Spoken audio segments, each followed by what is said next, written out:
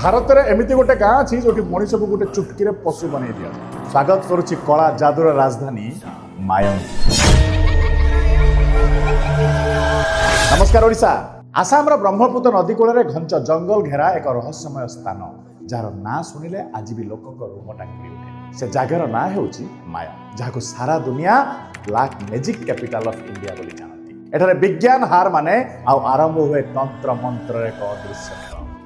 ए गाँव में शताब्दी शताब्दी धरी डाहाणी एवं जादूगर माने बास करते। मायंगर इतिहास एत भयंकर कहती जे महाभारत युद्ध समय भीमंक पुत्र घटक्रच एठू ही निजर मायावी शक्ति हासिल करते। एठाकर तांत्रिक मानक पाखरे एक एमिति शक्ति अच्छी जो से जड़े जीवंत मनीष को मुहूर्तक मध्य गायब कर दे पारती किंबा एक छोट ठेकुआरे परिणत कर दे पारती। आज आधुनिक जुग में मायंगरे राति हेले परिवेश बदली जाए। अंधार राति जंगल भितर शुभ्रे गुप्त मंत्र नाली रंगर जलुवा निआ चारि पाखे तांत्रिक मानकर गोपनीय पूजा चले। कहुए एठारे अनेक रोगर चिकित्सा केवल मंत्र द्वारा करा।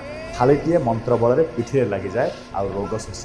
शुणा अविश्वास लगुले मायंगर सत किंतु सावधान, यह रहस्य को भेद करने एत सहज नुहे। जी भी ये गुप्त रीतिनीति को चोर देखा चेष्टा कर फेरी।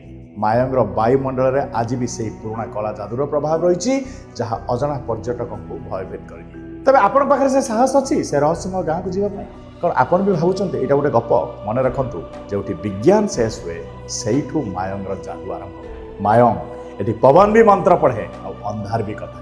नमस्कार, जय जय।